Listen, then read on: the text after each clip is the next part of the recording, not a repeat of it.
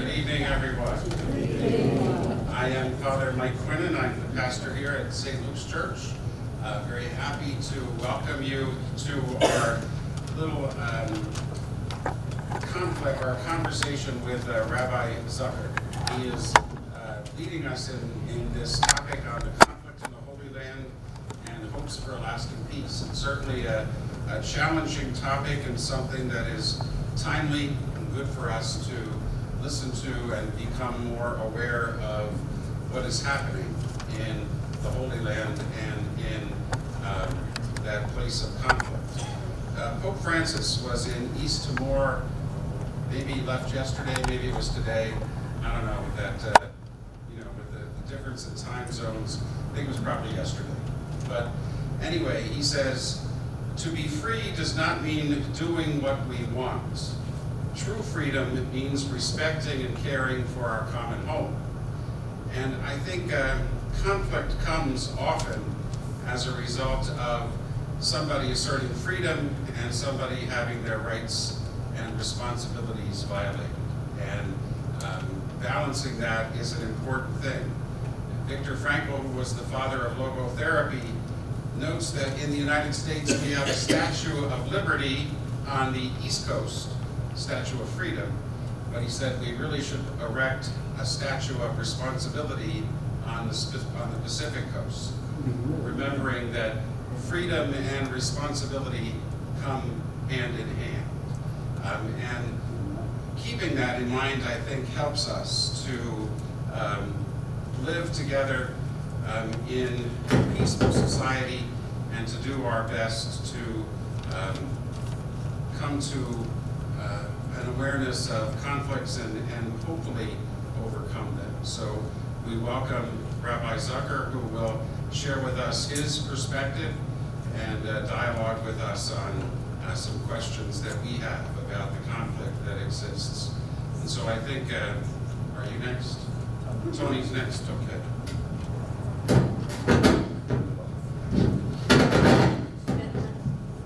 These cables are old. Good evening, I'm Professor Anthony Stevens Arroyo. I'm the coordinator for Faithful Neighbors Ministry. Our other members will identify themselves as they speak tonight. This is a new effort at St. Luke's and a unique one for the Diocese of Scranton. It responds to the invitation of Pope Francis in his encyclical Fratelli Tutti that people of all faiths should listen to each other.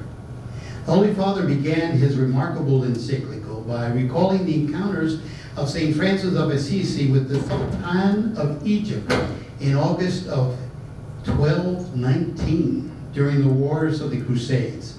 St. Francis went to Egypt with the idea of converting Muslims, but after several days of discussions with the Sultan, St. Francis came away with a changed opinion about how to be an instrument of peace. After all, since each of us is created in the image and likeness of God, loving each other gives glory to our Creator. Moreover, if we are all children of God, we are all brothers and sisters of each other. Fratelli tutti, and to be politically correct, i sorelle. Pope Francis compares the tumultuous times of St. Francis and the Sultan with our own. To find a solution to the many conflicts in the world, writes the Pope, we need to speak less and listen more. We must recognize that we are never more alike in our common humanity than we are different because of our rival religious traditions. This event tonight is in that spirit, as St. Luke's Parish strives to follow the Pope's call to a dialogue of life in which people strive to live in an open and neighborly spirit, to share their joys and sorrows, as well as their human problems and preoccupations. After pleasant encounters with neighbors of different faiths last year, two young men, Michael Sullivan, raise your hand, Michael, and Don Stevens Diaz, you raise your hand too. They challenged our ministry to also listen to our neighbors directly afflicted by the current conflict in the Holy Land. With study and reflective prayer, we drafted 7 questions for Jews and Muslims alike. Some reflect Catholic theology, some require historical background, some question media accounts. Some only ask for definitions of rival terminologies. However, all of them are focused on faith rather than on politics. You will notice we announced a conversation about the Holy Land to avoid using Israel or Palestine, two terms with political presumptions. Sadly, religions that are supposed to bring peace to all are often manipulated to become the reason for war. We have 9/11 today to remember how that happens. We Catholics have been no exception to a human history riddled with anti-Semitism, religious wars, and persecution. Along with everyone else in the human race, we need forgiveness for how our sinning has obscured the image and likeness of the God within us. We Catholics continually ask God to forgive us our trespasses, just as we forgive those who trespass against us. In the search for God and for the path to peace, it is an honor for St. Luke's to have a partner in our effort this evening. Rabbi Daniel Zucker of Temple Israel, as you will soon see, is a scholar of great knowledge and a man of deep faith. And because he is our neighbor in St. Luke's, he's our rabbi too. Just as Pope Francis is the Pope for Temple Israel. I will be timekeeper for the asking of these 7 questions. You all have copies of them. The rabbis have been provided with this list, so there is no gotcha here. We can afford 8 minutes for each question, although if we spend less time on one, we can spend more time on another. After the rabbi answers, we may allow 2 follow-up questions for clarification. This part of the program will be recorded on video. Unfortunately, because of some legal issues, we cannot have an open microphone for all participants. However, we intend to use this video for educational purposes for this event, and perhaps share it with our Pocono Interfaith Council, which presented here tonight by the current coordinator, Mr. Semi Kima from Chestnut Retreat Center. So you raise your hand, Semi. There he is over there. If you came this evening expecting to find easy solutions, you will be disappointed. This is not a moment for declaring that in conflicts that began with Cain and Abel, one side is completely right and the other completely wrong. The hope of Faithful Neighbors Ministry is that by showing compassion, God will replace hearts of stone with hearts of flesh, as announced by the prophet Ezekiel. With that hope for peace, let us begin, and I'll ask our Deacon Phil to present our honored guest. Good and blessed evening, and to Rabbi Zucker and our friends from Temple Israel, and to all, Shalom, peace. We are honored to hear from Rabbi tonight, and we welcome you all to the Church of St. Luke. Some background information for all, and especially for our St. Luke's parishioners. Rabbi Daniel Zucker was born in Oakland, California, and grew up in a liberal Jewish home where his Jewish identity was formed. His parents, pre-war rabbinical immigrants from Germany, installed within him a love of learning, especially of Jewish and biblical history, and a scientific approach to one's studies, as well as Jewish liturgical music. He went on to study archaeology at the University of California, Berkeley, and the Hebrew University of Jerusalem. After completing his BA in Berkeley, where he returned to Israel to join the staff of the Ammi Asaf School of Judean Desert Studies, where he served as a guide and as a liaison to the archaeological excavations conducted by the Israel Exploration Society. He was involved in numerous excavations and the archaeological survey of Northwest Sinai, where in January 1973, he personally discovered the remains of the biblical site of Migdol, mentioned in the book of Exodus. Returning to the United States in 1974 to begin rabbinical studies at Hebrew Union College, Jesuit Institute of Religion in Los Angeles, Rabbi Zucker was ordained in 1978. Rabbi Zucker has served congregations in Oak Ridge, Tennessee, the greater Los Angeles area, Fairfax, Virginia, the Chicago area, Long Island, greater New York City, as well as Pottstown, Pennsylvania, and Flanders, New Jersey. He helped organize the American Rabbinic Network for Ethiopian Jewry serving as international president from 1988 to 1991. Rabbi Zucker was also involved in raising funds for the release of Jews from Syria in 1991 and 1992. Rabbi Zucker has raised funds for the anti-slavery movement in Sudan and spoken forcefully about the crisis in Darfur. Long involved in the problems of Jewish refugees from revolutionary Iran, Rabbi Zucker became very involved in support for the Iranian opposition movement. He has spoken at the human rights conferences at the United Nations and lobbied elected officials on behalf of the Iranian resistance movement. In 2005, Rabbi Zucker founded Americans for Democracy in the Middle East, where he served as chairman of the board. He has been invited frequently to Paris to attend international convocations of the National Council of Resistance of Iran and to address their 2005 and 2006 sessions. Rabbi Zucker also served as adjunct professor of Hebrew language at the C.W. Post campus of Long Island University in Brookville, New York for 4 years. Received a doctorate of divinity from the Jewish Theological Seminary in 2010. Rabbi is married to the love of his life, Elena Mustri Zucker, formerly of Mexico City. In addition to their daughter, Rahel Miriam Shibroni, they share daughters, Yehudit Zucker Ezra and Fortine Mustri Saba Arce. When not on the clock, Rabbi loves to hike, ski, two passions we share together, cook, and study history. We can see from Rabbi's life's work a strong theme of social justice. We look forward to exploring ways in which the Church of St. Luke and Temple Israel can promote social justice in our community and in our society. I will close with a statement from Pope Benedict XVI. We must live and reflect on our relation to Judaism in a completely new way. It has to be lived on the basis of reverence for one another and of an interior belonging together. I think that the existence of the Old Testament as part of the Christian Bible has always made for a deep inner affinity between Christianity and Judaism.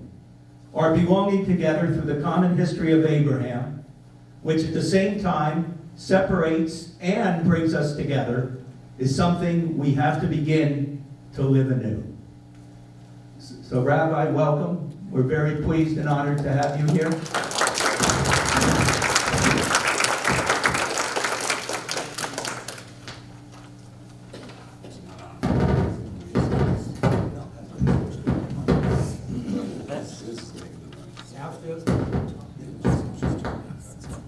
After that introduction of the ground rules, I wasn't sure if I was going to speak about the conflict or whether I was running for office. We saw last night. I'm ready to start answering questions rather than, and the 7 questions and additional questions rather than make an additional statement at this point. Fine, let's go with Michael We've got a Sullivan. lot of stuff to cover. So hello, my name is Michael Sullivan, and I'm going to ask you a question about competing claims for a homeland.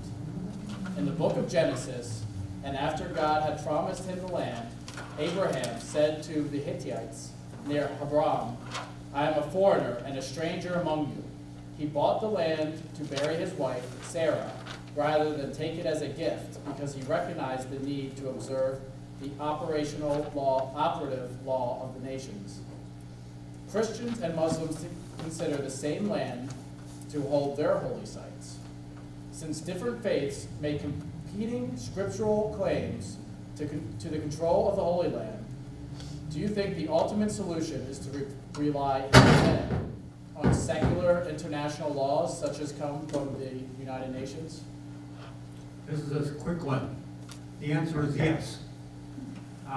Simply because there are 3 major faiths and a lot of divisions within all of those, and to try to base things on this group's claims versus that group's claims versus the third group doesn't make sense. When we do have a body that is recognized by all, at least in theory, by all, and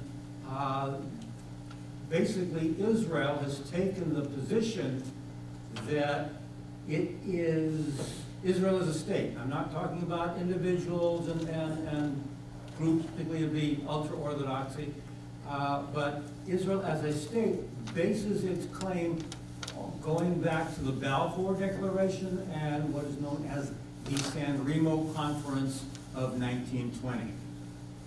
If you have questions about that, I'll go in greater detail. I think if we're rushed for time, this one, that was simple. I got one. I always go back to the Hold Bible. up. I- We can't do. Can't do that? All right. It's Genesis.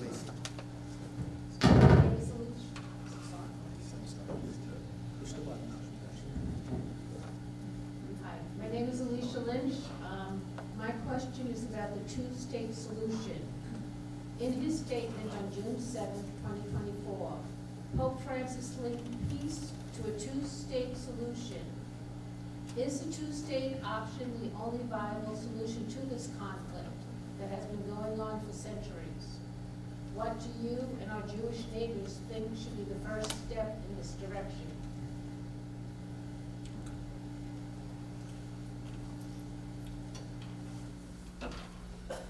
If you want to get all the details, I strongly suggest reading this book. It is written by two Israelis, Adi Schwartz and Einat Wilf, both of whom are from the Israeli left. Their background, Einat Wilf was part of the labor government, labor coalition government, so definitely left of center. If you read this book and you don't read that introduction, you will think that they are, with the conclusions that they made, and they still are, regarding themselves as the left background, you would think that they are to the right of the Likud government and Prime Minister Netanyahu. Primarily because whereas Israel accepted the idea of the partition of Palestine, the original document, as far as we're concerned, the legal concerns here, go back to the Balfour Declaration of 1917, that the United Kingdom government, His Majesty's government, George V, looks with recognition of the creation of a Jewish homeland in the area of Palestine. Palestine at that point was understood to be both west of the Jordan River and east of the Jordan River till you hit the Iraqi border, which by the Sykes-Picot Agreement of 1917 between the British government and the French government, two diplomats, divided up what had been the Ottoman Empire, creating Syria, Palestine, Jordan, Jewish sovereignty, Iraq, parts of Saudi Arabia, etc. In 1921, the British government decided to give the territory of Palestine, of Greater Palestine, to create what is called Transjordan, give that to the Hashemites, a family from the Hejaz, from Saudi Arabia, for the support of the British Empire during World War I. So what the Jewish community had been promised of two sides of the Jordan now was limited to the West Bank. Flash forward to 1947, when the conflict has been going on now since the 1920s. on and off. After 3 years of major riots from 1936 to 39 of the Arab population. And the decision by the United Nations is to make a partition of the land. The Jewish community, the Yishuv, the Jewish community in the land of Israel, Canaan, Palestine, whatever you want to call it, agrees.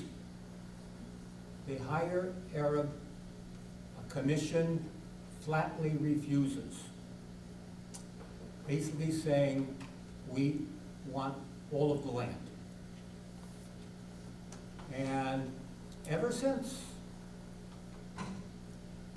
you can read the book, it's one refusal after the other. One side has said yes, and the other side has said yes, as long as we end up with all of it. And if we don't end up with all of it, the answer is flatly no. Going back to the creation of the Palestinian refugee problem, because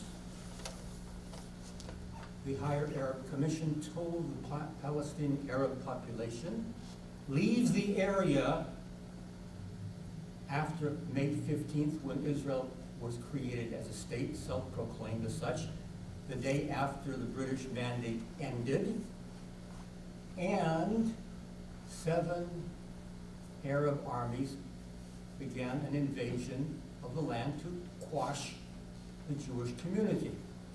Get out of the way so we can finish the job, and then you can return home. Well, sorry, guess what? Didn't turn out that way. Approximately 1/5 of that population stayed in the area and became Israeli citizens because they didn't pick up and fly and go into flight. But those that left ended up being refugees. Now, they were not a unique phenomenon in the world. There had been millions of refugees in India and what became Pakistan, in Eastern Europe, with the destruction in World War II of Nazi Germany, the division between the East and the West, partition of all of that. But the difference with every other group under the world of refugees, which were under the control of the High Commission on Refugees of the United Nations, was the Palestinians managed to get their own agency. The United Nations Relief and Works Agency, which has supposedly been involved in taking care of the refugee affairs. But they're the only agency where refugees remain refugees forever. The other groups of refugees, how many Pakistani refugees, how many Indian refugees, not called Bangladesh, okay? How many Polish refugees, how many German refugees, etc., etc., etc., etc. And because the one side has continually said, yes, only if we get the right to return to all of the land, there's really no possibility for a two-state solution. Because it sounds good on paper, but one side is saying, as long as there's no Jewish sovereignty, sure we can have a two-state solution. We're talking about Transjordan, otherwise known as the Hashemite Kingdom of Jordan, which is populated 60% by minimum by Palestinians. The rest are Bedouin. And west of the Jordan River, which would be a binational state where the majority, in theory, at this point isn't yet, but in theory would be a Palestinian majority, so they would have a second Palestinian state. That's not, in my understanding of things, a two-state solution. a viable two-state solution, because Jews have lived under Muslim control. And how many people would like to tell me how large the Jewish community of Yemen is? How large is the Jewish community of Iraq? How large is the Jewish community of Egypt? How large, the only viable Jewish community in an Arab country at this point is in Morocco, which happens to have a peace treaty with Israel. And even our peace partner, Jordan, does not have a single Jewish citizen or permanent resident. And even because of what's going on currently in Gaza, the Jordanian government asked the Israelis to remove their embassy staff for the time being, and they pulled their staff back. My role as timekeeper says we've gone over 8 minutes. Yes, I just wanted to be clear then, so, because the question is if you support a two-state solution or not, and if it's not feasible, as you're saying, then why not a one-state solution? The two-state solution is feasible in the future when you have re-educated the Palestinian population of Gaza as well as the West Bank, because if you look at the curricula of UNRWA textbooks, it is violently anti-Semitic, anti-Israel.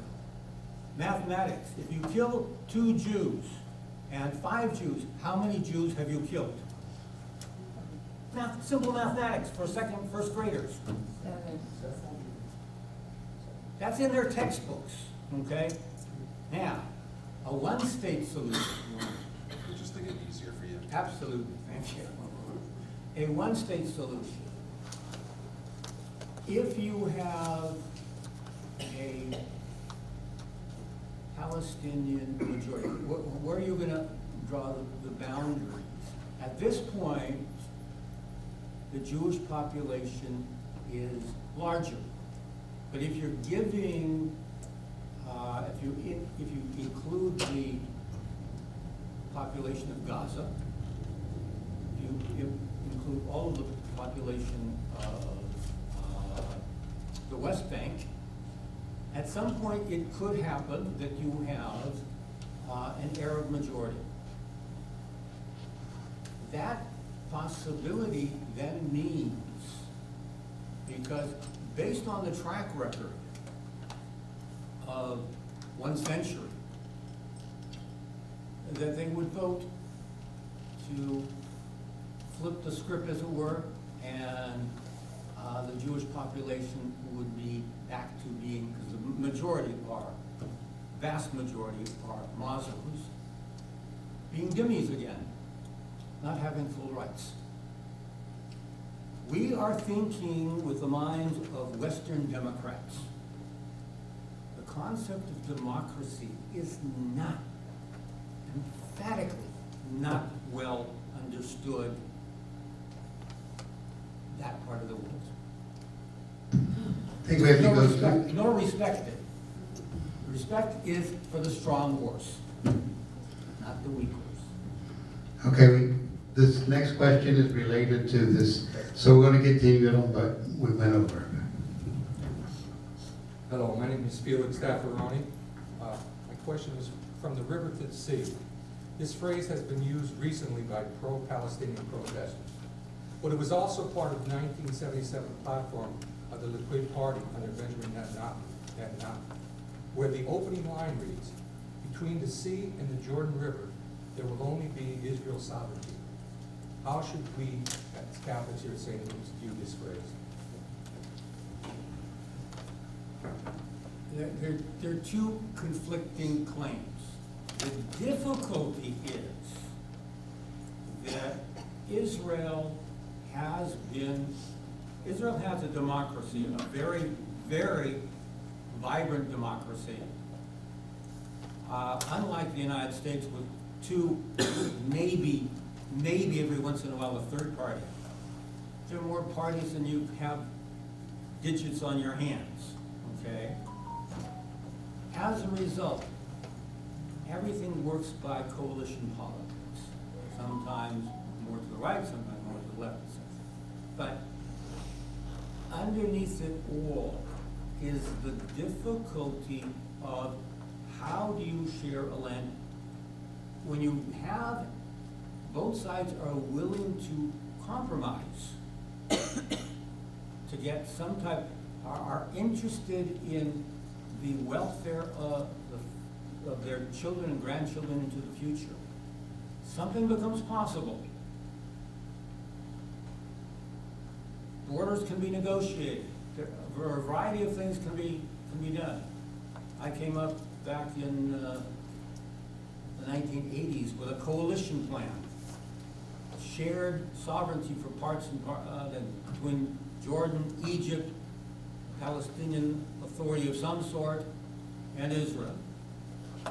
But it doesn't work when you have the one side that says, sure, as long as I end up with everything and can live anywhere I want in that territory. What Israel has meant on sovereignty does not mean that they wish to preclude involvement and certain rights to the Palestinians. Sovereignty versus, you have something like, we have something actually similar here in the United States. Who gets to vote in the national election? In this country, if they live in Puerto Rico? Can't. You have, what do you call it? I'm Puerto Rican, and I taught Puerto Rican studies. I understand that. So Puerto Rican is a Territory. annexed territory. Belongs to, but is not part of the No, United no, no. States. Okay, so Colony. what has been suggested, one idea, hasn't and even floated to the other side. But for the future, Israel would retain sovereignty up to the Jordan River, but autonomy would be granted to the Palestinians where they live. They would have control, other than no foreign policy control, that's Israel's concerns, but their local affairs, they're controlled, as long as they're police force, as long as they're keeping order, so that they would have their daily lives, the autonomy that one would expect in the same way that Puerto Rico has autonomy. But that's still, all of that is still for the future. Nobody from the other side has proposed, well, we'll have a one-state solution and we'll allow the Jews autonomy. They talk about the Jews being sent back to Poland. Well, what about all the Jews from the Middle East? The majority, by the way. The Israeli population is majority Middle Eastern and minority European background. Next one. I do have a quick follow-up. So you said the question about people living where they want and so on, and the begging of the question of the settlements, and if you had anything to say about the settlements. On the settlements, okay. Yeah. We do have some extremists that are trying to push for, but basically where we end up having conflicts with the United States is areas have been settled in large measure for security concerns, but they have been there now since 1967 in many cases, and there's natural growth. But if you have limited in size, and you have children and grandchildren, great-grandchildren, you at least have to be able to build up, if not out. Okay? In the various peace suggestions, policies that were offered in Camp David back in the 90s, and then by Ehud Olmert and Ehud Barak and Ehud Olmert in 2008. Israel was willing to adjust borders, give territory to straighten things out. Turned down both times. Because the other side, and now supposedly the liberals, the Palestinian Authority, Fatah, wanted everything. It wasn't good enough in that matter. Interesting point I want to bring up. When all of this was still gelling, hadn't been totally frozen, there's an area called the Triangle, where the border, it's a funny thing, there's an Arab territory, but it's Arab populated territory, but it's part of Israel. Main city in that area is a place called Fam. Members of from the Arab parties from that area, members of the Knesset, were asked, if we reach an agreement, would you guys want to be east of the line? Would you want to be part of Palestinian territory? Or you want to remain where you are? Emphatically, don't change our citizenship. Because Israel is a democracy. Palestine isn't. And their human rights, fellow Palestinians, well, some are Israeli Arabs, some are Palestinian Arabs, cousins even. But the Israeli Arabs don't want to be under Palestinian control. We have to recognize those facts and what that means. Perfect, 8 minutes. So now we're going to go to this side.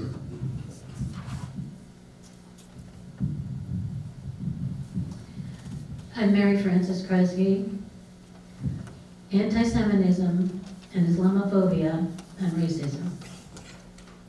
Please help us with some definitions. Does rejection of Hamas as terrorists become Islamophobia against Muslims? How would you describe a comparison towards Gazans that avoids anti-Semitism? Are both anti-Semitism and Islamophobia compared to the racism in the United States against African Americans and Latinos? I think that part of the association of racism to this question is a sad misnomer.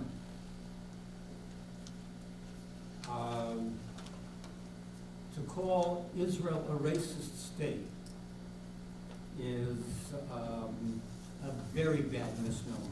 When we have 168,000 black-skinned Ethiopians who are fervent Zionists, pleaded, and fortunately I was involved in helping rescue and negotiating their release for some numbers. Black-skinned Jews, yellow-skinned Jews. Remember the boat people from the 1970s, mid-70s, 75? Menachem Begin, Prime Minister at the time, said, Jews weren't allowed to enter into certain countries. We can't have this happen. You're welcome to come here. And guess what? On their own, over the ensuing time, they decide if this country is willing to give us refuge, we want to be part of them, not only as part of the country. But we're gonna take on their religion as well. So we have yellow-skinned Jews. So we make a very strange racist society in Israel. Now, question of anti-Semitism and Islamophobia. Both phenomena exist. There's no question about it. But to oppose Hamas, which October 7th, I think, should make very, very, very crystal clear. And what happened last week in the tunnel to the 6 captives who were slaughtered, they were captive, they were bound, and yet Hamas still murdered them. What further definition of terrorism do you need to call Hamas a terrorist organization? Are there Jewish terrorists? Unfortunately, yes, there are a few Jewish terrorists as well. Do they engage in this type of behavior? No. But they burned down Arab orchards, few people have been killed, proportioned in numbers, not even in the same league. Not even close. What is the solution? Oh, by the way, I would like you to know, go on Facebook, okay? It's not the most scientific thing, but check out my Facebook site, Daniel M. Zucker. I have 3,833 friends. If you start to go through there, you will find that probably 98% are Muslims. Not too many Arabs, a few. Somebody who's trying to establish democracy in Jordan, we're Facebook friends. Iranians who are against the government, the vast majority. These are Muslims who believe in democracy, and I want to support them. But Muslims who want to continue jihad against the world until they have turned the whole place into really a return of the caliphate, whether we're talking about Shiite or Sunni, I'm sorry, they aren't my friends. And they shouldn't be your friends either.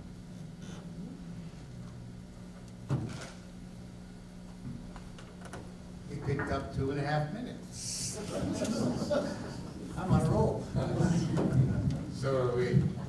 I think a little longer for these next 2 questions, but interestingly enough, I think we've touched on the right things, so there's a building block in some of the work. Hopefully.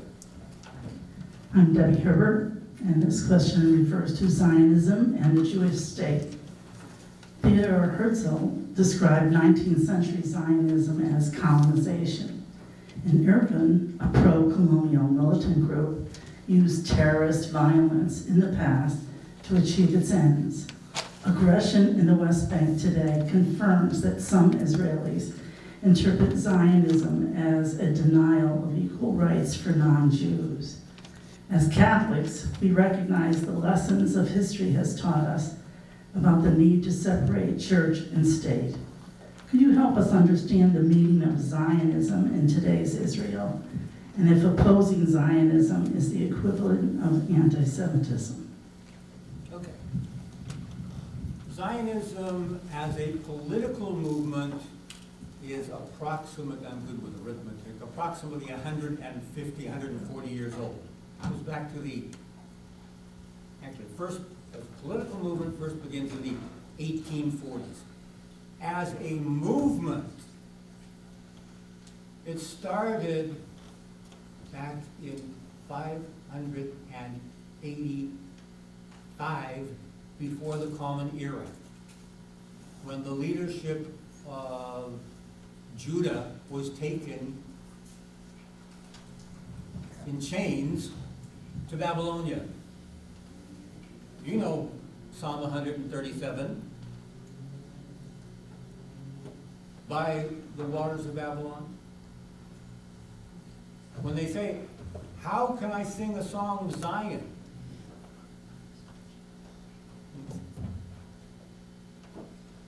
They're in captivity, but they want to return home. The first time Jews, Zionism is, I'm good with arithmetic. If I were good with arithmetic, I wouldn't be a rabbi, I'd be a mathematician.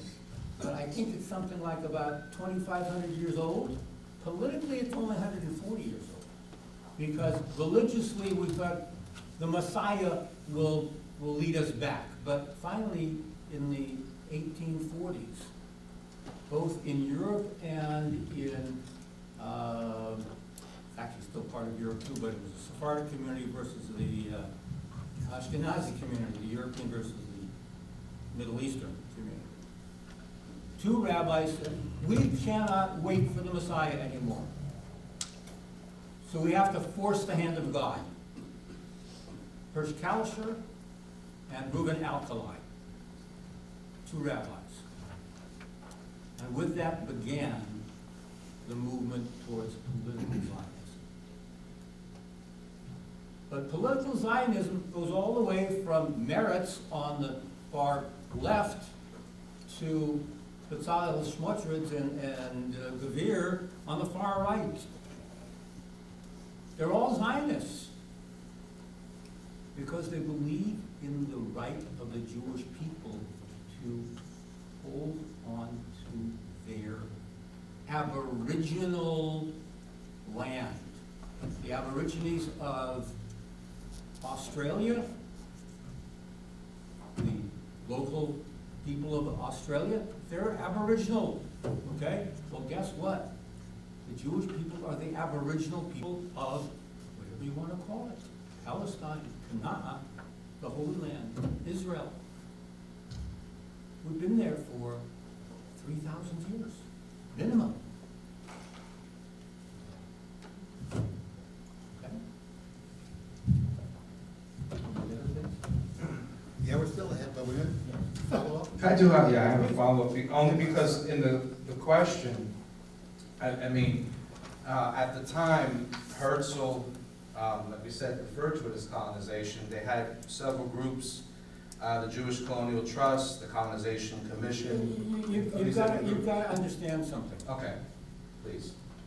At the time of Herzl, 1897, the term colonial was a positive term. Today, colonial is a negative term. It's been politicized. But we have to understand that Jews have always lived in the land of Israel. There has never been a period for the last 3,000 years. They may not have been the majority. They have not had control. They may not even have had autonomy. But there have been Jews living in the land, whatever you want to call it, for the last 3,000 years. I visited one of the cities in the Galilee, Pekaim. They've always had Jews there. Going back at least till the return from Babylonia. So, with the map, that's a good 2,500 years. Okay, now, the terminology used at the time was, and because at that point it was something positive. You raise funds to, Jews have been saving money. Those who are Jewish out there, you remember the blue boxes, the little blue boxes? We put all the coins in so that we could buy land back in the land of Israel. Part of the problem with the misunderstanding in all of this, under the Ottoman Empire, you had absentee landlords living in Beirut, living in Istanbul, Ankara, and they had lots of falafim, lots of Arab peasants working their land as paying rent, okay, and such. But when the Jewish community came, JNF, Karen Kayem Israel, he said, we're willing to buy the land. We want to have a legal, sure, I'm not there, I don't care. But they didn't bother to tell their tenants, guess what? You don't own it. We own it, but you can't stay there because we sold it out from underneath you. So a lot of the misunderstanding is out of part of that too. That doesn't help the difference. I just have a follow-up question because we're talking about Theodore Herzl. And I don't know if you know, but Theodore Herzl came to our Pope, Pope Pius X, and he asked the Pope if he would support Theodore Herzl in his goal to build a Jewish state in Israel. And our Pope actually told Theodore Herzl that because the Jewish people do not recognize Jesus, that the Pope cannot recognize Theodore Herzl and his project for Israel. Now, my question is, maybe you were talking about how we were waiting, the Jews were waiting for the Messiah to bring them back to Israel, and at a certain point they decided, we're done waiting and we're going to go back either way. So I think it's the Catholic position that, of course, about Jesus and he's the Messiah. And I wonder if you have any answer to our Pope Pius X, what he said back to Theodore Herzl all those years ago. I think we really have to take a sidestep and contact the leader of, known as CUFI, Christians United for Israel, when he said, because his closest friend is Rabbi Schneiderman, they're both in San Antonio. When the Messiah comes, we're both going to have a great deal of trepidation till it gets close enough that we can see. Is he going to speak to us in Greek or in Hebrew? Meaning, is it going to be Jesus or Moses? The one that the Jews are anticipating. I would even extend that metaphor a little further and throw it out to, is he speaking Arabic or Farsi? And include our Islamic brothers and sisters. You're hoping for a return, we're hoping for a first coming, and I think certainly I know the Iranian approach, Khamenei is waiting for the return of the eighth imam. We can either sit on our thumbs and wait and twiddle them, or we can try to find ways to work. But it's very, very, very difficult when the other side does not want to make any bit of compromise or recognize any rights on the other side. Okay, we're 2 minutes over. All right, so we lost 2. Here we go. But we only have 2 more questions, so that's all right. Just a little editorial note. You made a very good... Clearly you're not Jewish. 7 questions.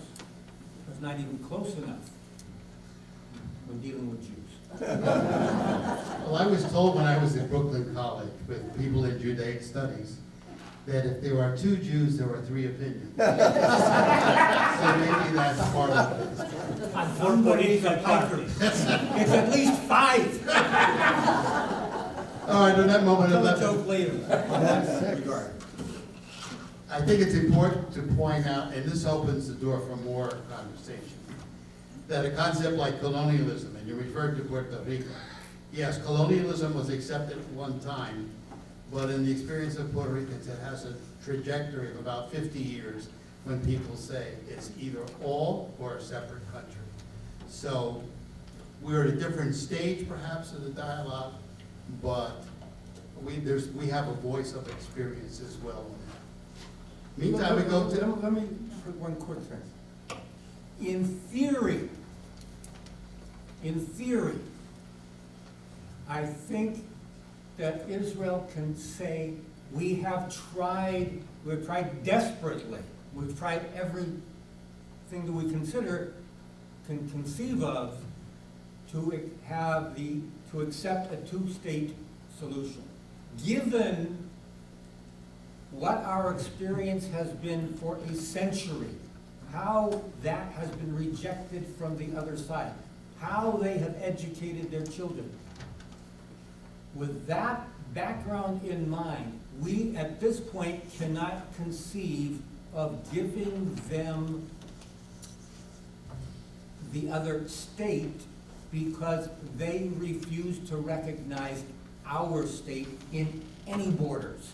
And until they come to that point where they do recognize us and the integrity of the borders that we decide upon, we cannot talk about a two-state solution.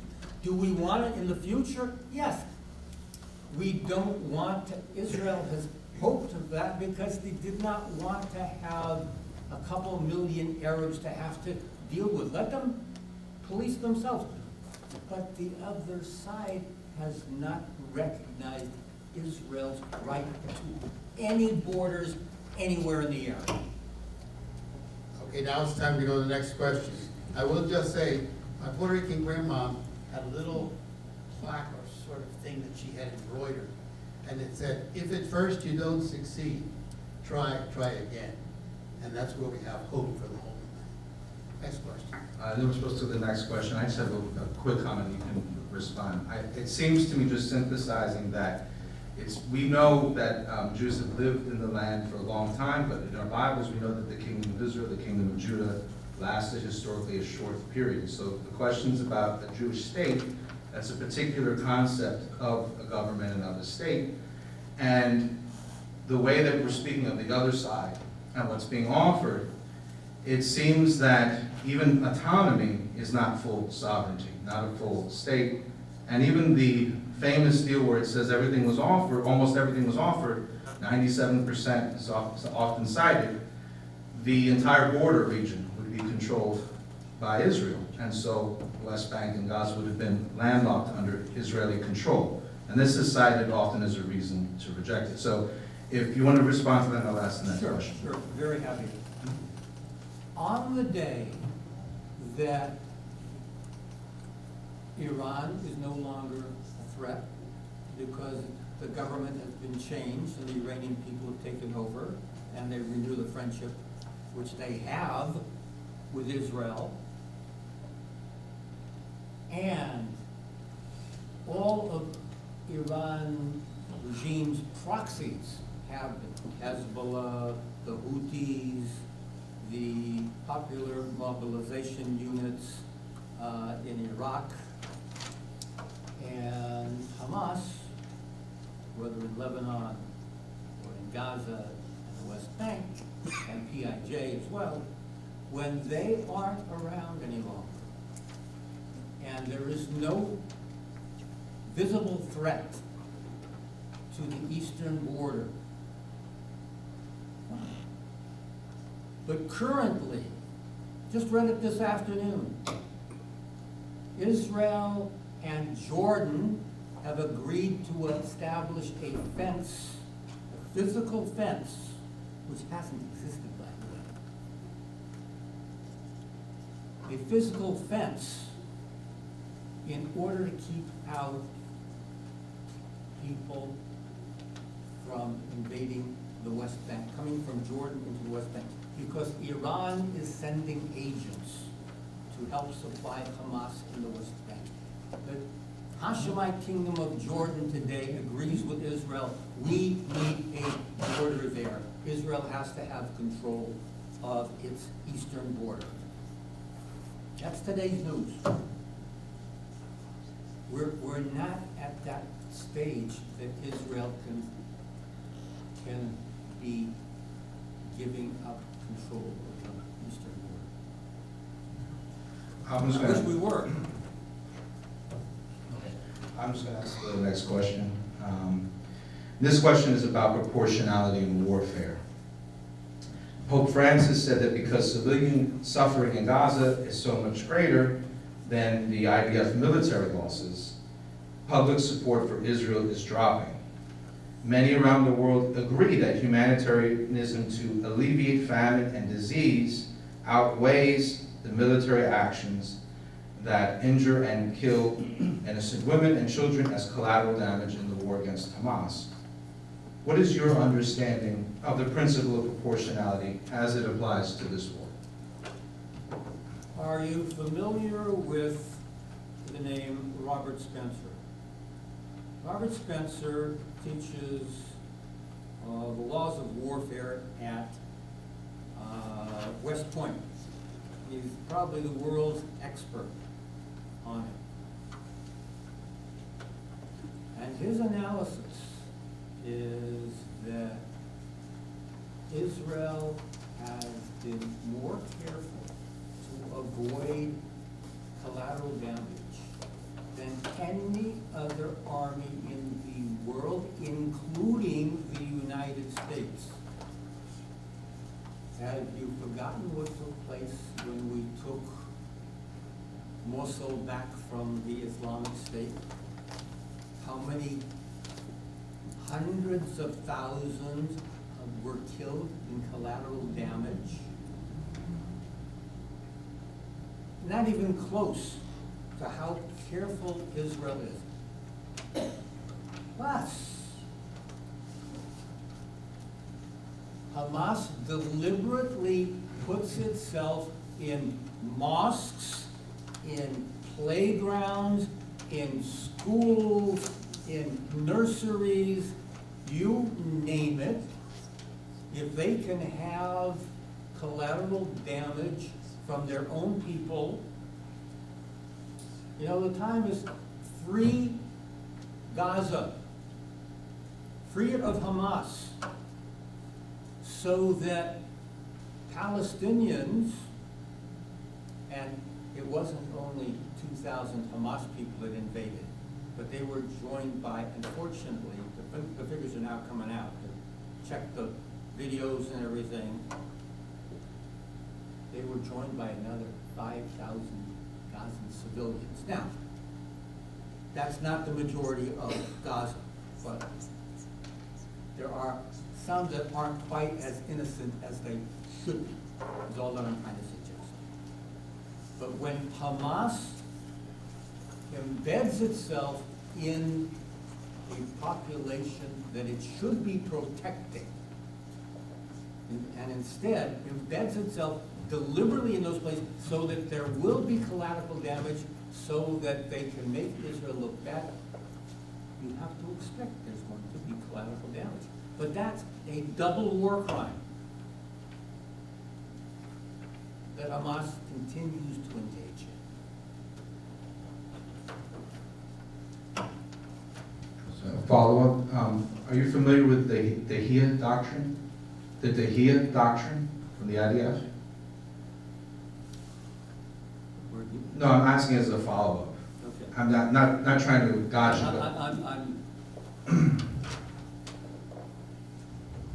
I'm trying to see if I'm not understanding your Hebrew. Well, Dahiyya was a town in Lebanon. Dahiyya. Dahiyya, okay. Yeah. Go into details on that. I'll just read one part Please. from a paragraph here. So, I'm getting this from Washington.edu here.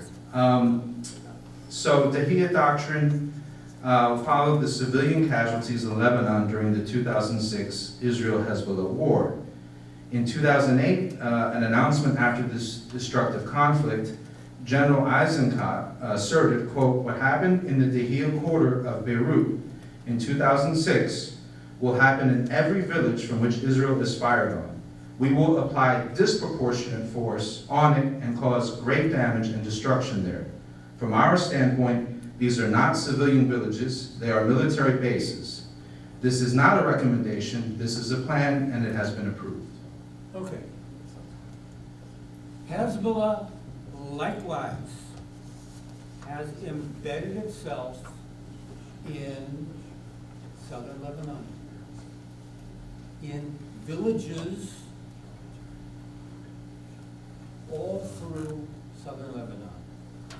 They haven't taken and expelled people. They have built their bases, and there's and underground tunnels as done by Hamas in Gaza, under areas of civilian population.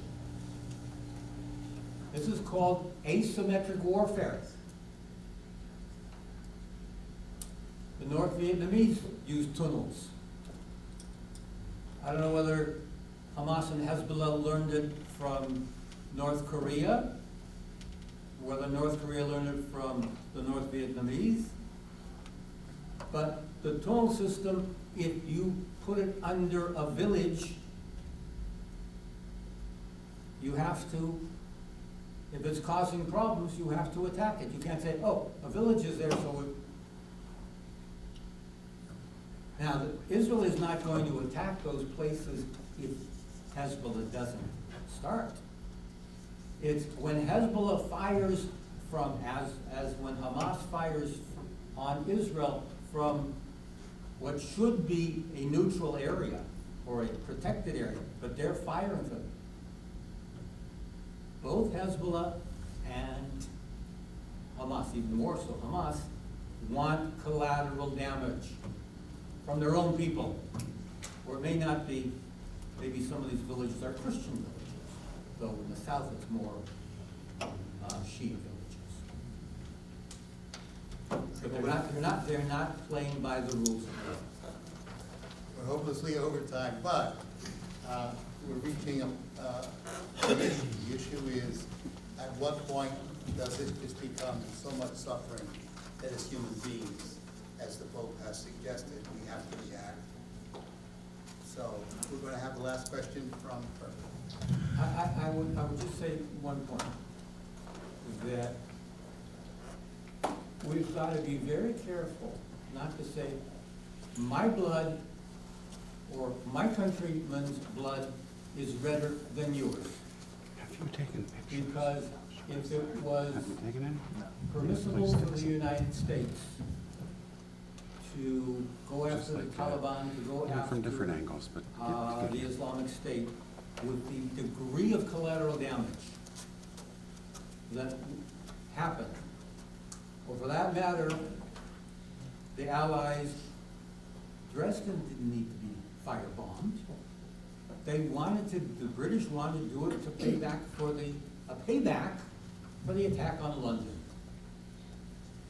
The war would have been won without Dresden being firebombed, okay? It was pure, simple revenge. Israel has not, I won't say ever, always there are exceptions, but by and large does not engage in revenge, but it does not say, okay, you can hide behind your civilian population and attack us with impunity. You're gonna pay. If that's how you wanna do it, you will pay. Now, I'm not talking about how Mossad deals with revenge for what happened in Munich. Mossad will create revenge. That's a separate thing. Let's go to the last question. Okay, please. My name is Herbert Vargas, and my question has to do with the spiral of violence. Echoing Gandhi, the Reverend Martin Luther King Jr. said, "If we live by eye for an eye, pretty soon we'll both be blind." In other words, if we are ever to break the cycle of violence, compromises must be made at some point. The question is, what are the current attitudes among our Jewish neighbors for ending this violence by compromises with Palestinians?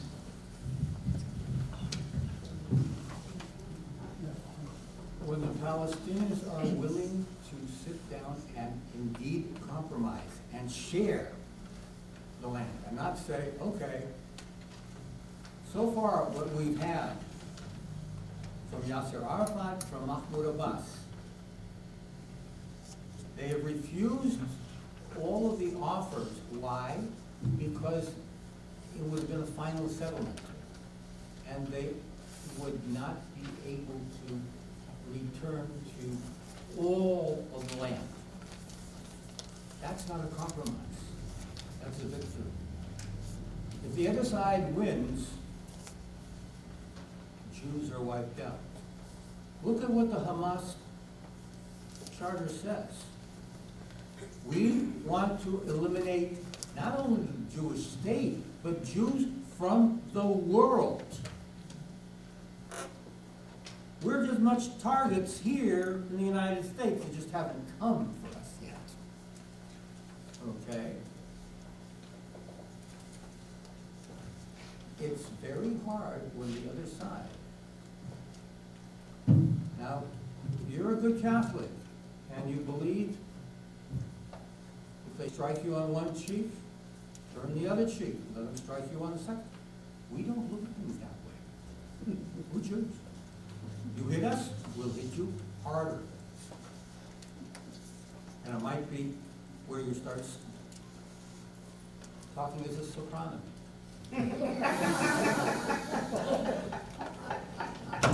Thank you. Euphemisms are wonderful things, aren't they? I'm gonna we're far behind time, but we're still gonna finish on time. I'd like to read a paragraph from Fratelli Tutti from the Pope.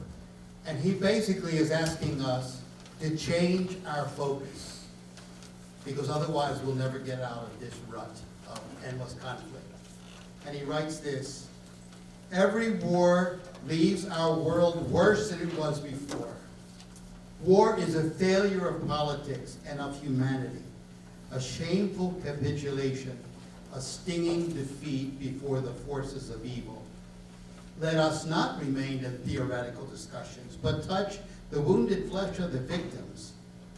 Let us look once more at all those civilians whose killing was considered collateral damage. Let us ask the victims themselves. Let us think of the refugees and the displaced, those who suffered the effects of atomic radiation or chemical attacks, the mothers who lost their children, and the boys and girls maimed and deprived of their childhood. Let us hear the true stories of these victims of violence. Look at reality through their eyes and listen with an open heart to the stories they tell. In this way, we will be able to grasp the abyss of evil that is at the heart of war. Nor will it trouble us if we be deemed naive for choosing peace. Those are the words of the Pope. I think that's a nice way to conclude our discussion, because there's much more we have to do, even as we encounter all of this contradiction in our humanity. And so I'd like to ask Father, do you want to ask? The great problem in all of this conflict, Israelis crave peace. These two individuals were from the peace movement. And having studied carefully the whole process, it goes back. Names like Amir Husseini, who went during World War II from Jerusalem and Beirut and then on to Berlin, advised Hitler, Yemech Hashmo, may his name be blotted out,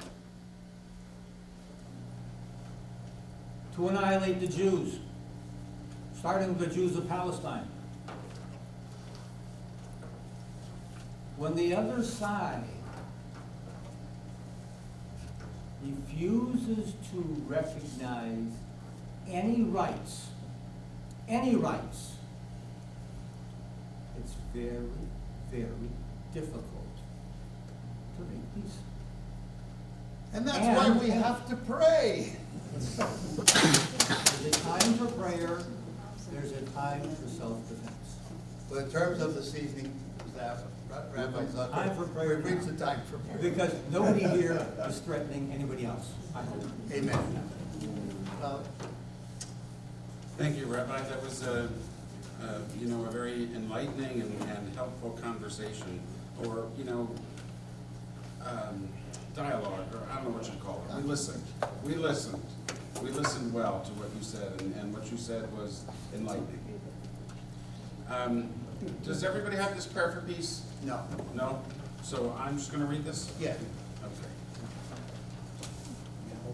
can all stand. And pray in our own way.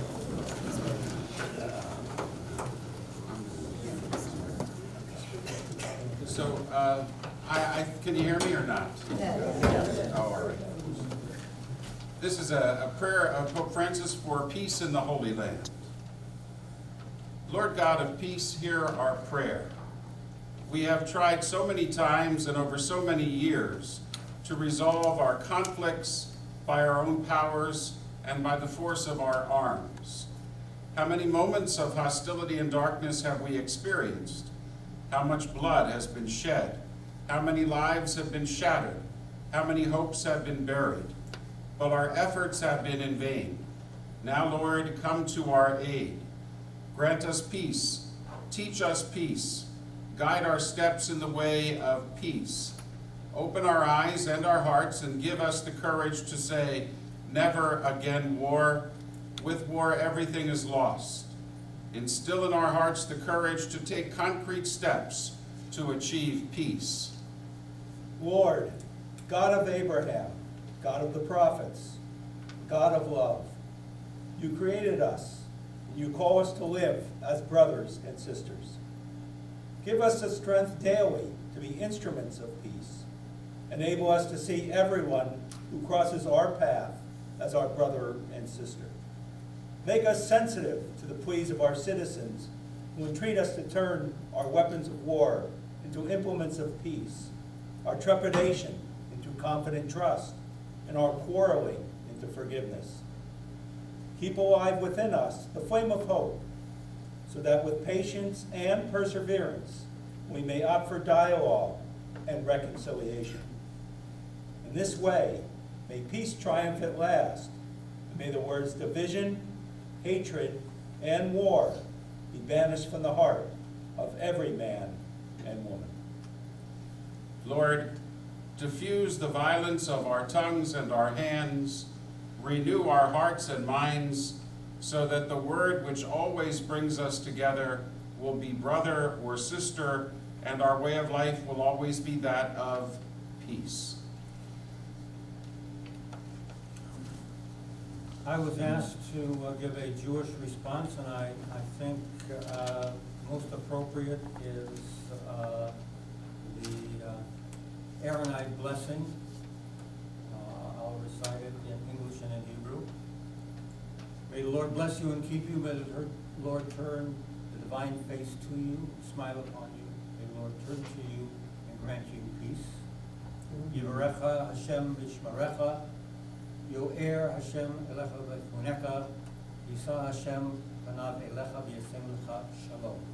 Amen. Amen. Let us offer each other a sign of peace.